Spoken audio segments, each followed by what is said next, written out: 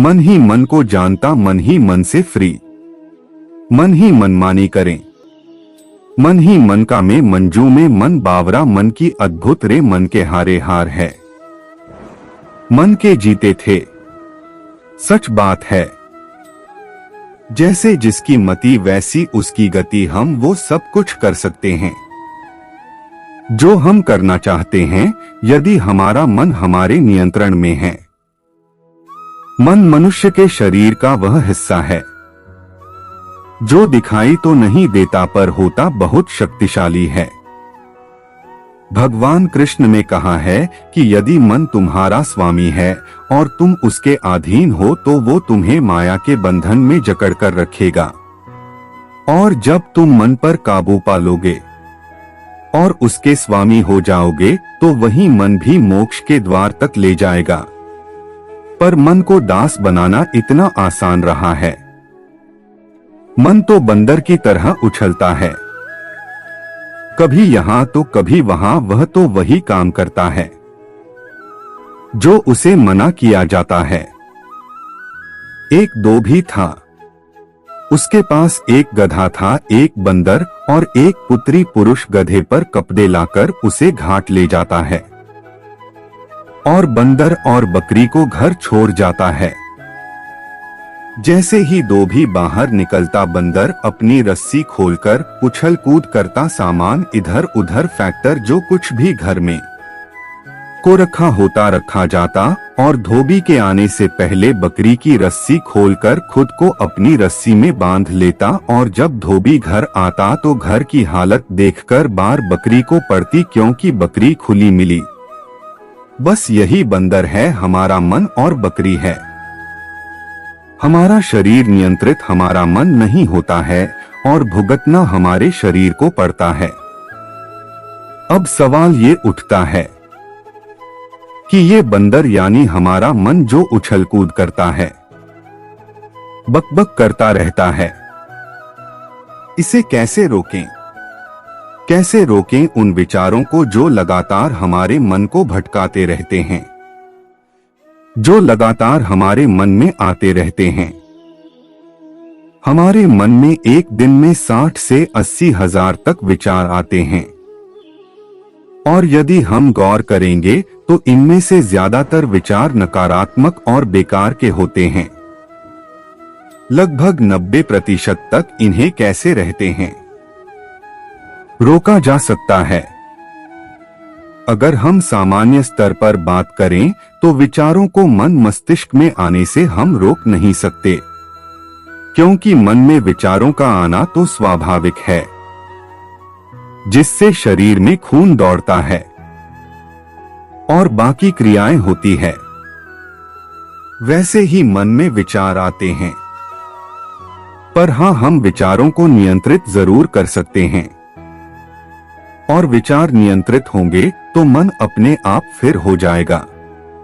और ये होता है अभ्यास से, विचारों के प्रति साक्षी भाव से। साक्षी भाव का अर्थ हमें विचारों को देखना होगा, मन को खुद से अलग करके विचारों को देखना होगा।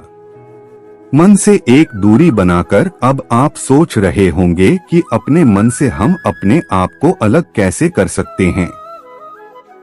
आखिर मन तो हम ही हैं। भगवान श्री कृष्ण ने गीता में कहा है कि हमारा शरीर एक रथ की तरह है और हमारी इंद्रियां उस रथ के घोड़े और उस रथ का सारथी है। हमारा मन और उस रथ के स्वामी हैं। हम यानी हमारी आत्मा अर्थात हम और हमारा मन अलग अलग है। अपने मन से हम कभी भी दूरी बना सकते हैं और उसे नियंत्रित कर सकते हैं। इसे एक उदाहरण से समझते हैं कि जब हम एक हैवी ट्रैफिक जाम में फंस जाते हैं तो हमें चारों ओर गाड़ियां ही गाड़ियां दिखाई देती है। हमारे आगे या पीछे कितनी दूर तक जाम है, यह कितनी देर में क्लियर होगा, हम अंदाजा नहीं लगा पाते। पर यदि उसी वक्त हम कल्पना करें कि हम किसी ऊंची बिल्डिंग पर खड़े होकर उस ट्रैफिक जाम को देख रहे हैं तो हमें साफ साफ अंदाजा हो जाता है उस परिस्थिति का हमारी गाड़ी रहा है। कितनी देर लगेगी ट्रैफिक क्लियर होने में, वगैरह वगैरह। बस इसी तरह हमें अपने विचारों से दूरी बनानी होगी, उन्हें देखना होगा, अपने ही विचारों को देखना होगा जैसे कि वो किसी और के हो, और धीरे धीरे विचार गायब होने लगेंगे। अब आप सोच रहे होंगे कि देखने से विचार गायब क्यों होने लग जाते हैं। जैसे मन का स्वभाव है विचारों को विचरने देना, ऐसे ही विचारों की भी आदत होती है कि जब उन्हें देखा जाता है तो वह गायब होने लग जाते हैं। हमें कुछ नहीं करना है, बस उन्हें देखना है। रोज इसका अभ्यास करना है और धीरे धीरे मन नियंत्रित और शांत होने लगेगा। एक बहुत ही सुंदर कहानी है। एक राजकुमार ने नया नया संन्यास लिया। उसके गौतम बुद्ध से पूछा, मैं आज कहाँ बक्सा ले जाऊं? तो गौतम बुद्ध ने उसे एक छविका के घर का पता दिया और उसे वहां से भिक्षा मांगने को कहा। शिष्य जैसे ही सभिका के घर भोजन करने बैठा तो बहुत चकित हुआ कि जिस तरह के भोजन के बारे में रास्ते भर उसके मन में विचार चल रहे थे, वही भोजन सविता ने उसके सामने परोस दिया। बिल्कुल वही भोजन देखकर उसे आश्चर्य तो बहुत हुआ, पर यह मात्र एक संयोग ही होगा, यह सोचकर उसने भोजन कर लिया। भोजन करने के बाद उसके मन में विचार आने लगे। राजमहल में तो भोजन के बाद थोड़ा विश्राम भी करता था, पर आज तो भोजन करने के बाद इतनी धूप में वापस जाना होगा।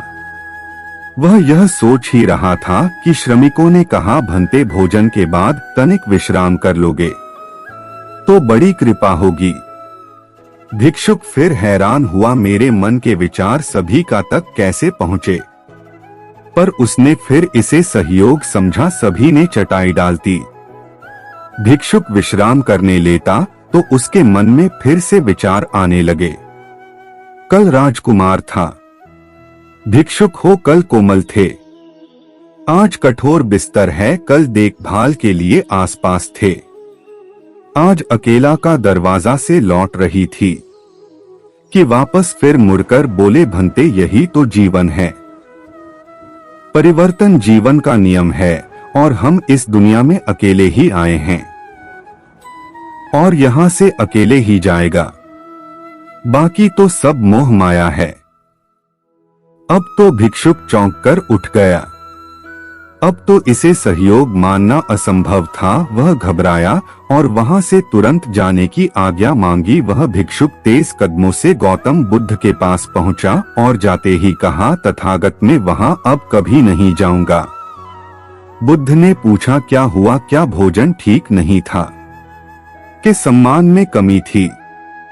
कैश सभी का से कोई भूल हुई नहीं, तथा गए कोई भूल नहीं हुई, भोजन मेरी रुचि का था, सम्मान बहुत मिला, वह भंते कहकर मेरा डर कर रही थी।